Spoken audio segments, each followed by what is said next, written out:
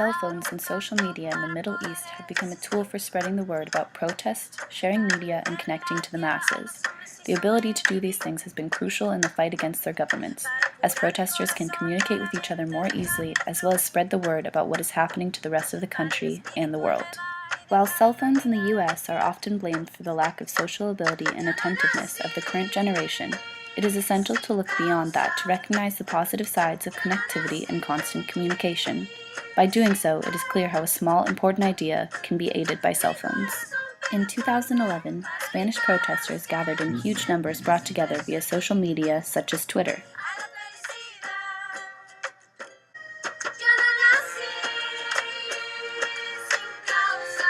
When encampments moved to neighborhoods or barrios, movement was signaled on Twitter with #We'reNotLeaving or #We'reMoving to gather the masses.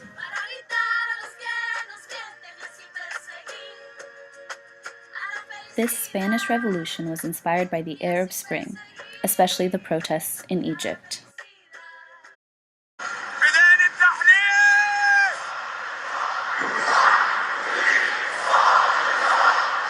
American journalists such as Anderson Cooper were attacked in Egypt.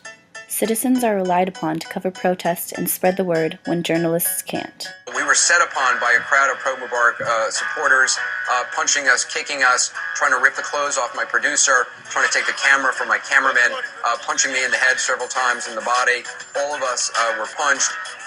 It lasted for several minutes. We immediately tried to get ourselves out of the situation, walking, not running, so as to incite the crowd even further.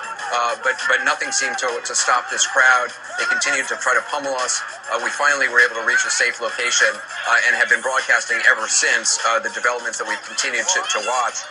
But it was just a small taste of what other reporters, many other reporters experienced. Anybody with a camera was a target on the streets of Cairo today.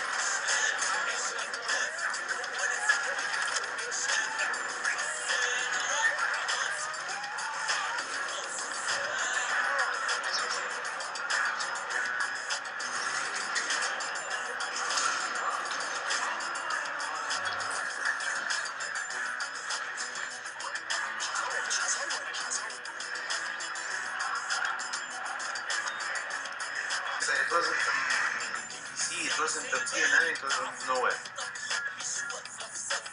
Without mainstream news coverage, protest leaders use Facebook groups to connect protesters with updates and pictures.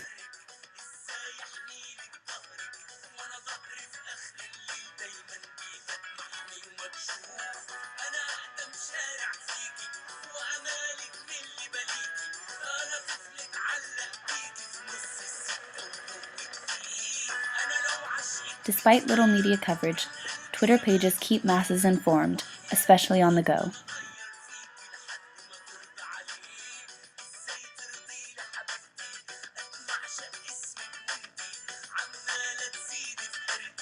Celebrity Twitter pages, such as Khalid Abdallah's, are essential to the success of overthrowing the regime in Egypt.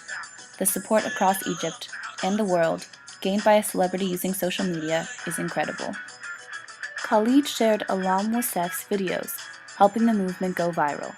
Alam's songs of the revolution were angry and catchy.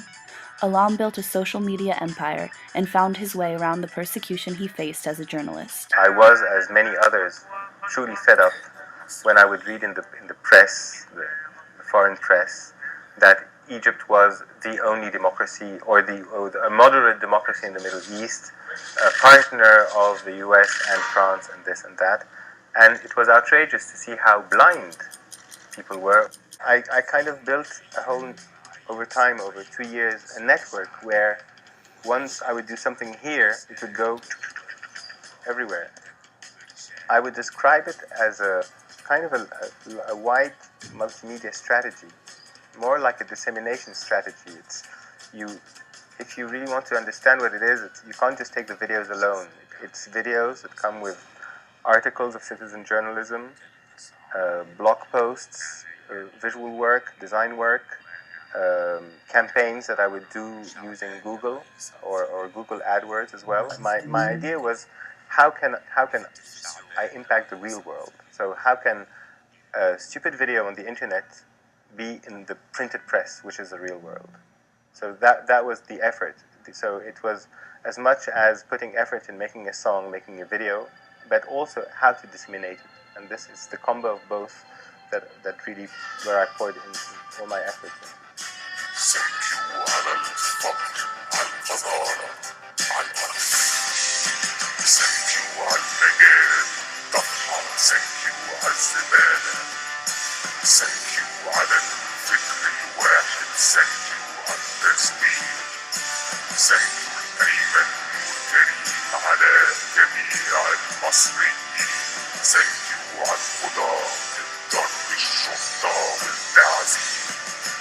Thank you.